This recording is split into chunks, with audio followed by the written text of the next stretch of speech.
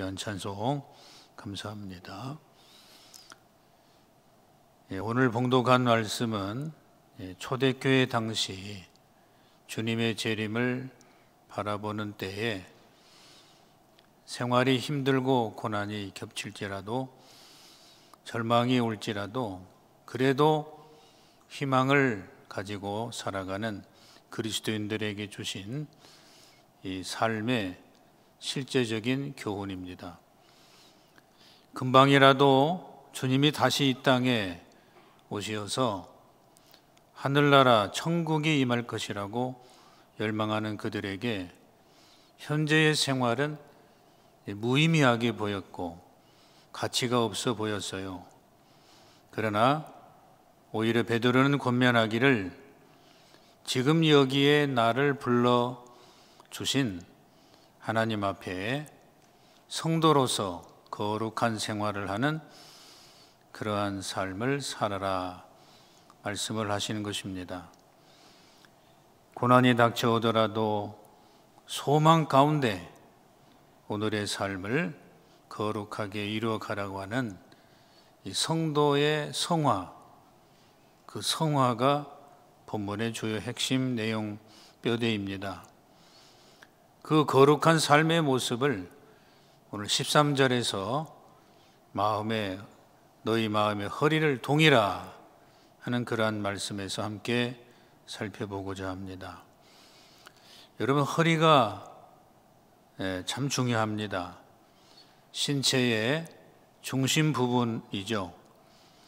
허리는 우리 몸에 이렇게 중심에 위치하여서 우리들의 상반신과 하반신을 연결해주는 교량적 역할을 합니다. 허리는 체력을 유지하는 몸의 기둥이며 받침대로서 힘을 쓰는 곳이죠. 이러한 허리를 잘 관리하는 것이 곧 건강의 직결이 됩니다. 허리가 다치고 아프게 되면 몸의 활동과 생활에 대단히 불편을 줍니다. 허리병이 나면 사람은 그저 꼼짝 달싹하지 못하게 되지요. 저도 허리를 아파봐서 압니다. 허리는 그러므로 신체의 중심이요 연결 부위이고 힘을 쓰는 데 중요하기에 평소에 여러분 허리 운동과 이 관리를 잘 해야 하는데 잘 하다가도 또 뒤처질 수도 있죠. 여러분, 마음의 허리도 마찬가지입니다. 다시 말하면 마음의 중심이 어떠한 상황에 있는지에 따라서 생활의 건강, 심령의 강건, 신앙의 상태가 달라지는 것입니다. 내 마음의 중심을 어떻게 관리하느냐에 따라 생활의 능력이 달라지며 권능이 있는 삶도 될 수도 있고 또 반면에 무능력하게 살아가기도 합니다. 신앙인들이 성공적인 삶을 이루기 위해서는 이 마음의 중심이 건강해야 능력이 있는 삶을 살아갈 수가 있고 그 권세를 우리가 잘 나타낼 수 있는 열매가 되는 길이 바로 이 마음의 중심인 것입니다. 이 마음의 중심 건강하시기를 축원합니다. 그러면 그 마음의 중심을 동이라 하는 그러한 단어를 보면 헬라어로 아나조사메노이인데 급한 일을 당할 때에 취하는 태도입니다. 다시 말하면 출애굽기 12장에 보면 이스라엘 백성들이 출애굽을 할 때 서서 음식을 먹고 준비하는 모습입니다. 급한 일을 당할 때에 온 몸의 힘을 총 집중하고 전력을 다하게 되지요. 이때는 허리를 질끈 동여매는 것입니다. 그러면서 마음의 허리도 단단히 동여매는 것입니다. 그러므로 마음의 중심을 모아서 전력 투구하는 그러한 모습이 동이라, 이러한 말이 있는 것입니다. 행동을 몸가짐이나 민첩히 할 수 있습니다. 우리가 어떤 특별한 일을 위해서도 허리를 동여 매기도 하지만은 특히 머나먼 길을 떠나는 나그네에게는 더더욱 민첩한 몸가짐은 중요한 것입니다. 옛날 고대 중동 지방의 옷은 긴 통옷으로 되어 있습니다. 그래서 옷이 길기 때문에 먼 길을 여행할 적에는 옷끝을 평상시보다 허리까지 올려서 허리띠로 뛰며 간편하게 합니다. 민첩히 움직여야 하기 때문이죠. 바로 이것이 나그네의 모습이고 인생의 길 가는 우리들의 모습이기도 한 것입니다. 또한 허리를 동이라는 그 말은 일을 하기 위해서 준비하는 자세이기도 합니다. 허리를 잘 동여매야 힘도 쓰죠. 일하는데 손쉬워지는 것입니다. 일을 하기 위해서는 잠에서 깨어 있어야 합니다. 깨어서 일어나 있어야 합니다. 여러분, 우리가 휴식을 위해서는 허리띠를 잠시 풀어야 하겠지요. 그런데 항상 허리띠를 풀고 살면 어찌 되겠습니까? 그 마음에 병이 쉽게 듭니다. 그래서 어떤 목표와 일에 대해서 추진력이 없어지는 것입니다. 그러면 그 병에 당해낼 재간이 없을 때가 많습니다. 일하는 사람은 그러므로 깨어있는 사람을 말합니다. 허리를 동이라는 말은 깨어있는 사람을 말합니다. 깨어있어야 된다. 영적인 삶을 위해서, 우리의 삶을 위해서 깨어서 의식을 가지니까 좀 긴장하는 것입니다. 긴장이 풀어지면 병이 되고 마는 거죠. 모든 것이 다 산산조각이 나는 거예요. 이렇게 볼 때에 마음의 허리를 동이는 자세는 어떤 모습일까요? 전력을 다하는 신앙인의 자세를 가리킵니다. 전심을 다하는, 혼신의 힘을 다하는 자세, 그리고 행동과 활동을 민첩히 할 수 있는 자세를 말하는 것입니다. 미루고 머뭇거리고 지체하는 자세가 아닙니다. 신앙을 미루는 것, 삶을 미루는 것, 그는 미룰 수가 없는 것입니다. 왜냐하면 그때는 다시 오지 않기 때문에 그렇습니다. 그러므로 우리들의 삶은 지금 준비하고 혼력을 다하고 혼신을 다하고 민첩히 활동할 수 있는 그 삶을 우리가 잘 대처하는, 깨어서 준비하는 자세를 가리키는 것입니다. 오늘도 우리들의 각 가정과 교회와 이 나라 민족이 하나님과 사람 앞에, 우리의 주어진 문제 앞에 민첩하게 깨어서 잘 준비할 수 있는 영적인 귀한 은혜가 있기를 축원합니다. 그래서 우리에게 주어진 일들을 잘 이루어 나가는 것입니다. 그러면 다음으로 어떤 마음의 허리를 동여야 할까요? 첫째로 우리들의 마음은 분열되기 쉽습니다. 분열되기 쉬운 마음을 하나로 동여야 하는 것입니다. 따라합니다. 분열되기 쉬운 마음.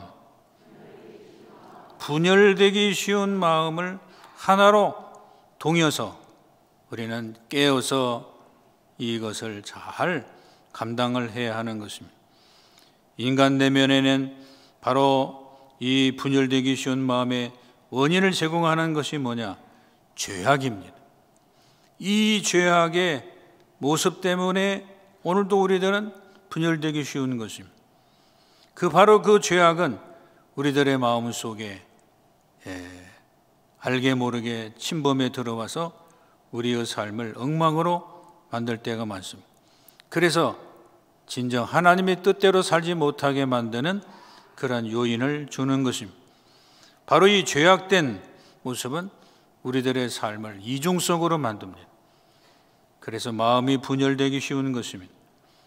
이리 갈까 저리 갈까, 저리 갈까 이리 갈까, 그러면서 죄악된 이중성 때문에 우리들의 마음이 분열되기 쉽다라고 하는 말이에요.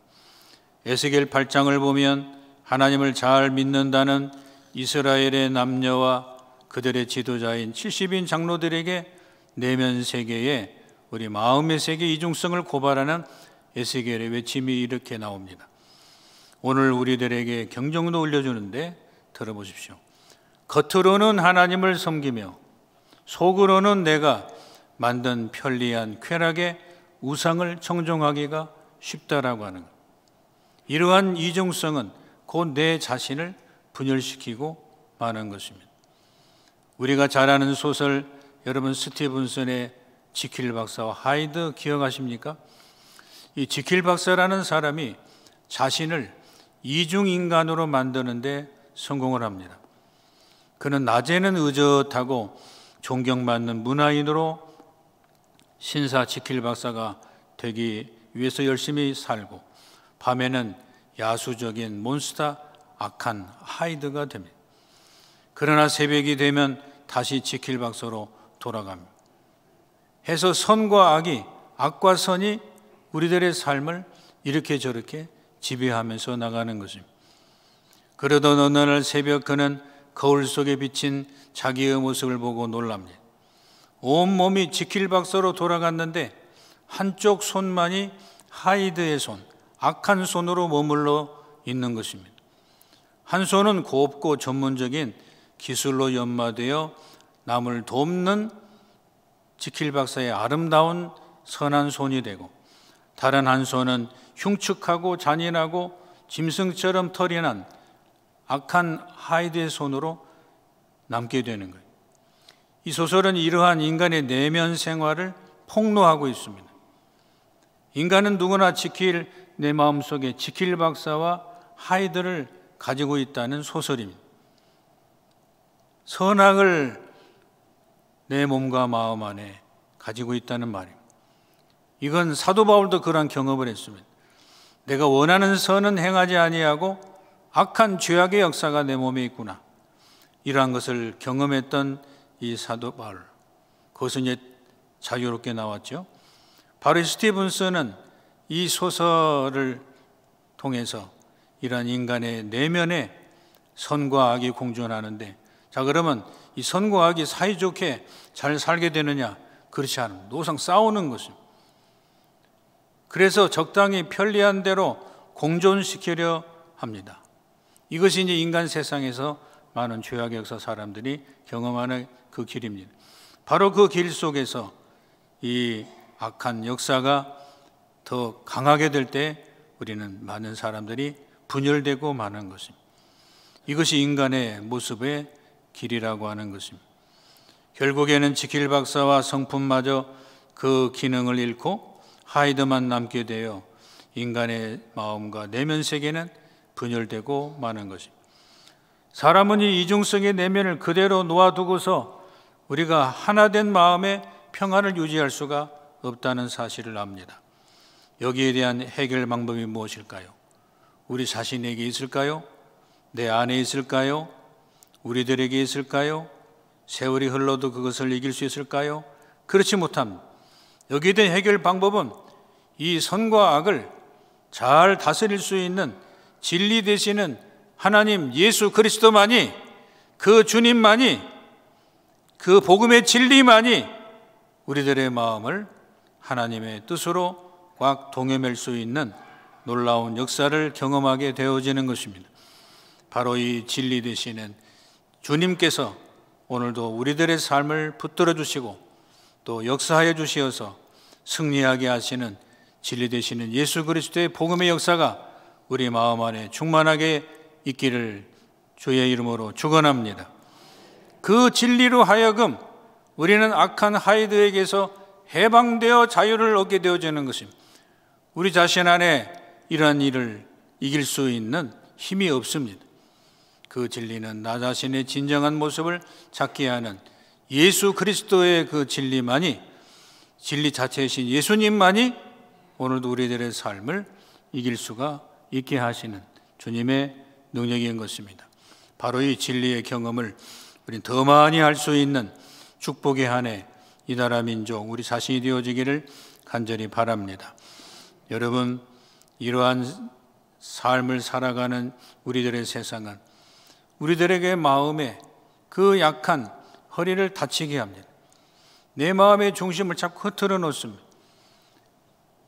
그래서 우리들의 삶을 자꾸 빠지게 합니다. 큰 풍랑을 또 만나게 합니다. 그리고 우리 인생의 배가 흔들거리고 요동칩니다. 점점 온 세상이 뒤바뀌어지는 듯 하는 것입니다. 여러분, 이 사실을 복음서에서 보게 되지요. 예수님의 제자들이 탄 배도 큰 파도를 만났습니다. 아주 위험했습니다. 제자들의 몸은 물론이고 마음의 중심은 말할 수 없이 요동되고 출렁출렁거립니다. 이때 험한 풍랑 사이 물 위로 걸어오시는 주님을 베드로가 발견합니다. 베드로는 물 위를 걷기를 요청했습니다. 예수님이 오라 하시니 물 위를 걸었습니다. 베드로는 자신을 찾고 제정신이 드는 것 같았습니다. 정말 진리 되신 예수님만이 험한 풍랑을 이길 수 있는 것을 그는 순간 경험하게 되죠. 그때 베드로는 곧이어 무시무시한 또 파도를 보게 되지요. 겁을 먹은 베드로는 마음의 중심이 흐트러졌습니다. 분열되기 시작을 해서 산산조각이 났습니다. 순간 물에 푹 빠졌습니다. 여러분, 우리가 사는 세상은 바로 이러한 모습을 원하고 있습니다. 베드로가 당하고 있는 위험한 풍랑과 파도, 이것을 경험하게 하고 거기에 빠지게 만드는 이러한 세상의 악한 역사의 현실들이 우리들의 사방팔방에 있는 것입니다. 여러분, 그러므로 세상은 우리에게 불안을 주고 분열을 주고 우리의 마음에 고요한 마음을 없애어 갑니다. 뒤흔들어 갑니다. 순간 우리들의 마음을 비집고 들어와 세상 파도에 빠져 정신을 차리지 못하게 합니다. 우리들의 마음속에 그리스도인들은 자나깨나 우리의 마음의 중심을 주님에게로 향해야 될 것인데 그렇지 아니하고 세상 파도와 큰 물결에 내 마음을 뺏기면 바로 이렇게 거기에 푹 빠지고 마는 우리들의 죄악된 모습들을 찾아볼 수 있습니다. 그때마다 여러분, 베드로는 어떻게 살아날 수가 있었던 것을 우리들이 알려줍니까? 주여 나를 구원하여 주옵소서. 베드로가 소리 질렀던 것 같이 주여 내 마음의 허리를 동이시옵소서. 내 이 분열되기 쉬운 마음을 붙들어 주시옵시고 다스려 주시옵소서 하는 이러한 하나님 앞에 간절한 기도를 주님 앞에 해야 될 줄로 믿습니다. 주여 나를 구원하소서. 함께 따라하겠습니다. 주여 나를 구원하소서. 분열되기 쉬운 내 마음을 다스려 주옵소서. 이 주님 앞에 간절한 기도와 그 주님의 복음의 진리만이, 그 능력만이 오늘 또 우리들은 이 세상을 능히 이길 수 있는 것을 믿습니다.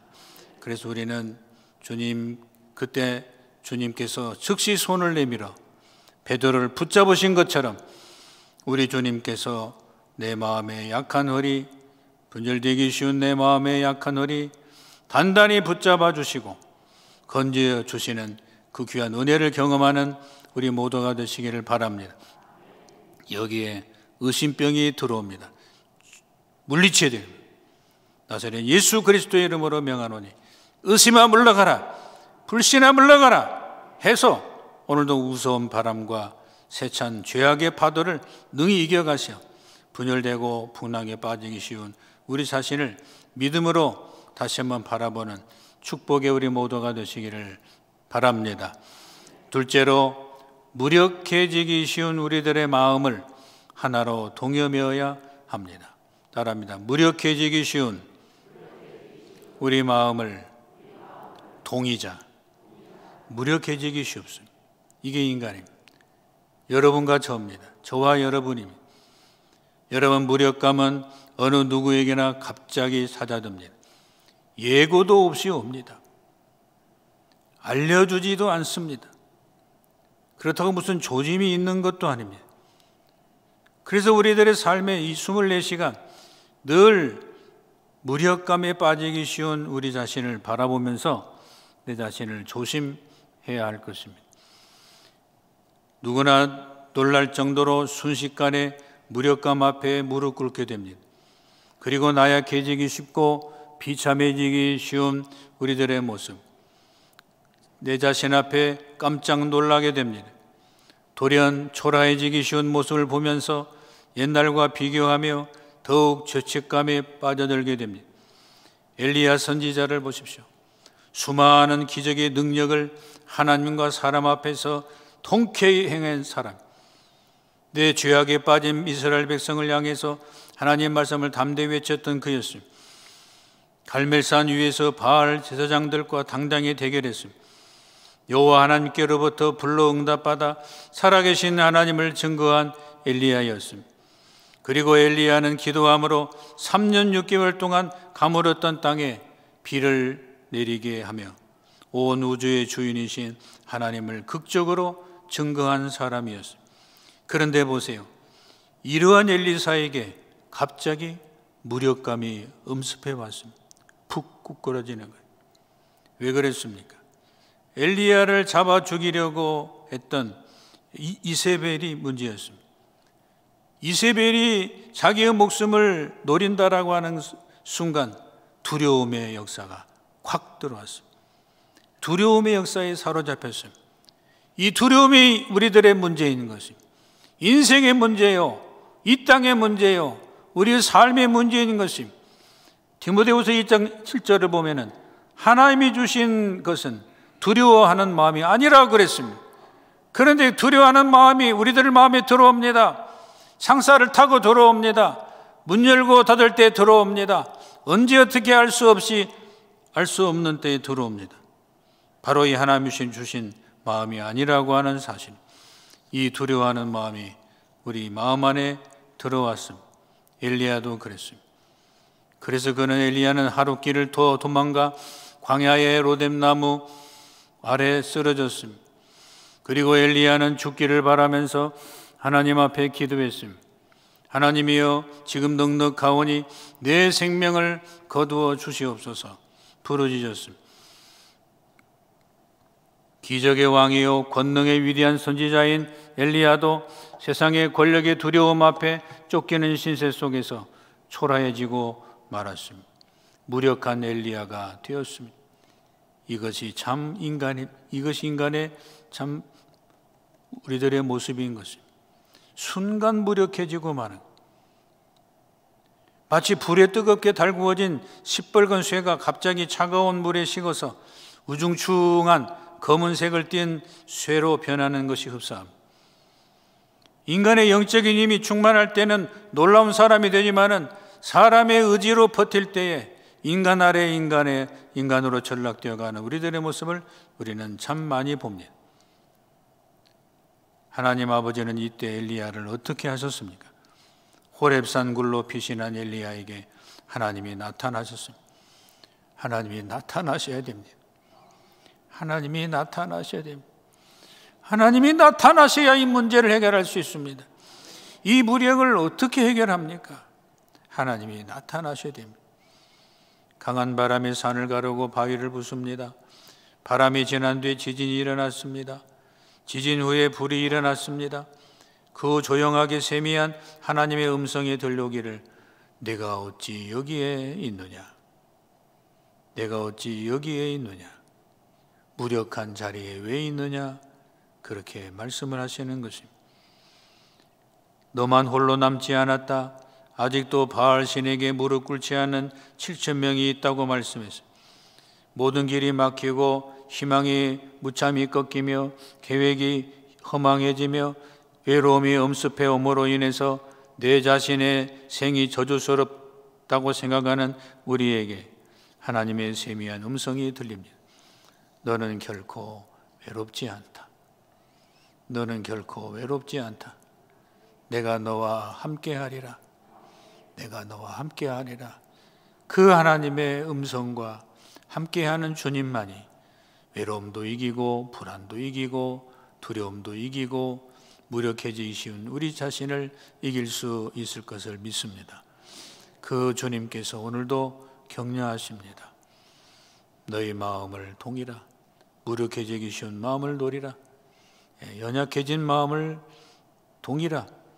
내가 나의 신을 너희에게 부어주리라. 강하고 담대하라. 겁내지 말고 두려워 말라. 내가 너와 함께 하리라고 하십니다. 무력해지기 쉬운 우리들의 마음의 허리를 성령의 권능으로 동여매어 하나님의 음성으로 강하고 담대한 용사 되시기를 축원합니다. 끝으로 복잡하고 피곤해지기 쉬운 내 마음의 허리를 단단히 동여매어야 합니다. 사람은 복잡하면 문제를 흐트러뜨릴 수밖에 없습니다. 피곤하면 모든 것이 쇠약해지고 마는 것입니다. 이 복잡하고 피곤해지기 쉬운 내 마음의 허리를 단단히 동여야 할 것입니다. 따라합니다. 복잡하고 피곤하기 쉬운 마음의 허리를 동이라. 그래서 이 복잡이 단순으로 바꾸어지고 피곤이 능력으로 바꾸어지며 하나님의 영적인 투사들이 다시 한번 새롭게 충전을 받게 되면 그 심령은 더욱더 능력이 있는 하나님의 백성으로, 하나님의 영적인 전투사로 세상을 이겨갈 수가 있는 것입니다. 어린아이와 같은 단순한 마음으로라야 하나님의 능력과 능력을 권성을 받습니다. 그런데 세상은 우리들의 마음과 정신을 복잡하게 합니다. 우리는 단순해질 필요가 있습니다. 그러면 건강해지는 것입니다. 상쾌해집니다. 행복해지는 것입니다. 여러분, 세상이 우리를 단순하게 해줍니까? 그렇지 않습니다. 계속 우리를 복잡한 일거리를 자꾸 줍니다. 내 몸이 1000개, 10,000개 있어도 다 감당치 못합니다. 그러다 결국 일에 파묻혀 죽습니다. 우리 주님은 단순하십니다. 우리 주님을 바라보며 살면 단순해지는 것입니다. 우리 주님 바라볼 때 복된 세계가 열려지는 것입니다. 세상 일로 복잡해지기 쉬운 우리들의 마음의 허리를 주의 생명의 띠로 동여 매십시다. 그러면 새 힘이 솟아날 것입니다. 이 심령의 허리가 피곤해지면 모든 게 다 귀찮습니다. 모든 생활이 마비가 됩니다. 피곤은 모든 병의 시초입니다. 그러므로 심령의 피곤, 영적인 질병의 뿌리인 것입니다. 요즘에 코로나로 인해서 피곤해지기 쉬운 우리들의 심령, 복잡해지기 쉬운 우리들의 생명, 이 모든 것을 능 이길 수 있는 주님의 임함과 능력이 임하기를 축원합니다. 주님이 임하셔야 됩니다. 주님이 나타나시고 주님이 우리의 삶을, 피곤을 버릴 수 있게 하시는 하나님의 놀라운 역사가 오늘도 우리 안에 있어야 될 줄로 믿습니다. 피곤한 심령에서 벗어나려면 어떻게 해야 됩니까? 주님을 간절히 앙모하고 사모하는 마음이 필요한 것입니다. 바로 그 열정은 독수리같이 우리의 심령을 하늘에 오르게 하며 새 힘을 공급해 주는 것입니다.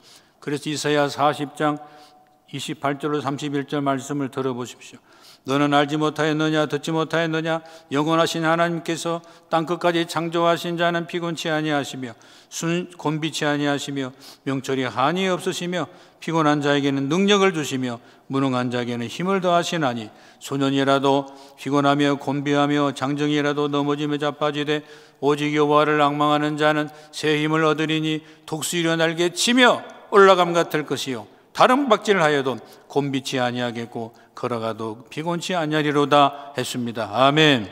여러분, 이 말씀을 우리 함께 믿으십시다. 새 힘을 주시는 여호와 하나님을 간절히 사모하는 그 마음에 우리 피곤이 어느덧 사라지고 독수리 같은 믿음이 일어날 것을 믿습니다. 이 일을 위해서 주님 바라보며 단순해지고 아름다운 삶을 살아서 행복한 주의 권능의 소유자들이 다 되시기를 주의 이름으로 축원합니다. 말씀을 정리합니다. 여러분, 분열되기 쉽고 무력해지기 쉽고 코로나로 인해서 계속 이어지는 전염병으로 우리가 지치기 쉽고 복잡해지기 쉬운 우리들의 마음의 허리를 하나님의 말씀으로 단단히 묶어서 하나님 앞에 경건한 건강한 아름다운 축복을 누리시기를 주의 이름으로 축원합니다. 기도하겠습니다. 하나님